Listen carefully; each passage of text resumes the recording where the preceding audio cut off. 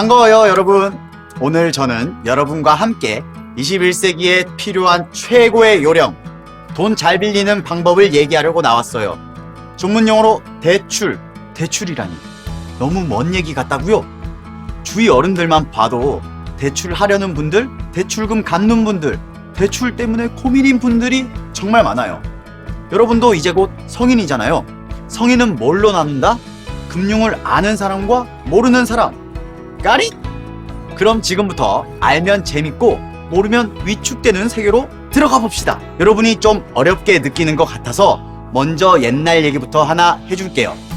옛날 옛적 한 남자가 돈 많은 변부자에게 찾아가서 이렇게 말해요. 내가 뭘 좀 해보려고 하는데 지금은 돈이 없어서 못하네요. 만냥만 빌려주쇼. 그러자 이 사람을 가만히 쳐다보던 변부자가 뭐라고 했을까요? 만냥? 콜! 가져가쇼! 깜짝 놀란 사람들이 물었죠. 왜요? 뭐 때문에 그냥 빌려주신 거죠? 그러자 변부자가 이렇게 말합니다. 보통 돈 빌리러 오는 사람들은 뭔가 못 믿어 보이는데 저 사람은 안 그래. 뭔가 달라. 핵이 있어. 갚을 것 같아. 확실해. 자, 여기서 우리가 알아야 할 점은 돈 빌릴 땐 당당해야 한다. 그런데 은행 가서 이러면 된다, 안 된다? 안 된다. 변부자 찾아가요? 눈빛으로 돈 빌려주는 것 없다니까. 대출이랑 방법이 있겠죠? 근데 어디서 받아야 할지 잘 모르겠어요. 그때 TV를 켜니까 돈 잘 빌려줄 것 같은 금융회사 광고가 막 쏟아져요. 전화 한 통이면 바로 쏴줄 것 같아요. 전화 들까 말까 고민돼요. 그런데 이렇게 막무가내로 대출을 시도하면 된다, 안 된다? 안 된다! 첫째, 여러분이 가장 먼저 알아야 할 것은 대출은 공짜가 아니라는 거예요. 매달 갚아야 하는 이자가 있어요.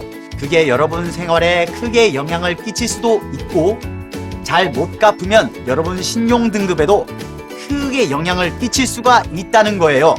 그래서 대출 때문에 발목을 잡히지 않으려면 내가 대출을 꼭 받아야 하는지, 내가 매달 이자를 갚을 능력이 있을지 따져봐야 해요.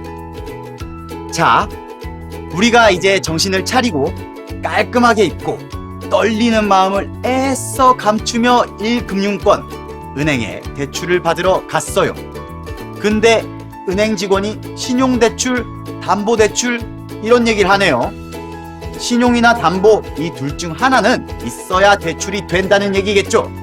신용대출은 신용이 있어야 된다는 건데 여기서 신용이란 그 조선 남자의 눈빛? 아니라니까. 여러분의 직업이 뭐고 회사를 얼마나 다녔고 월급을 얼마나 받는지 금융거래를 얼마나 어떻게 한 적이 있는지 부양가족이 있는지 등등등을 고려해서 판단하는 거예요. 그리고 담보대출은 신용대출보다 대출 가능 금액이 크고 이자가 낮은 게 일반적이에요. 만약에 여러분이 땅이 있고 여기 집을 짓고 싶어.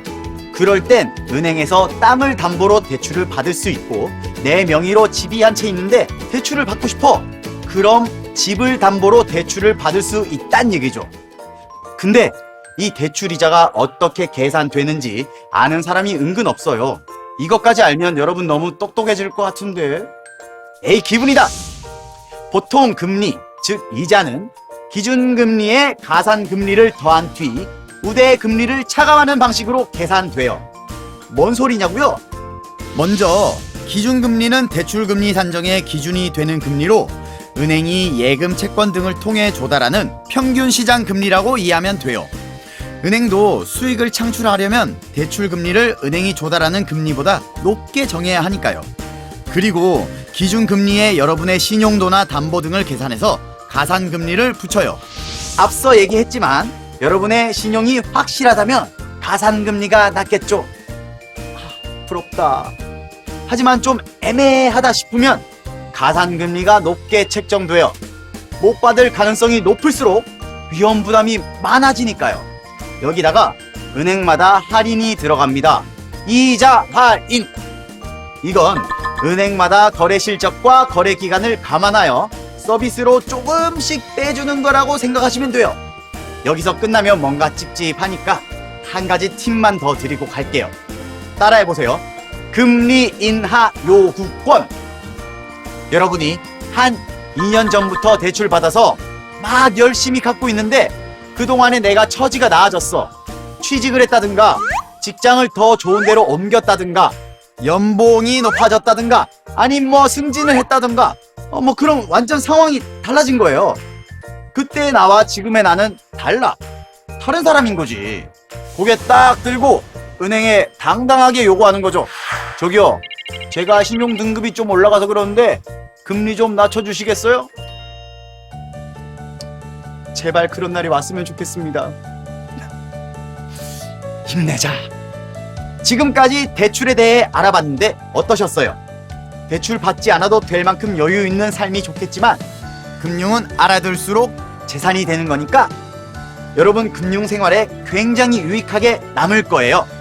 그럼 여러분에게 꼭 필요한 금융 지식 다음 편도 기대해 주세요.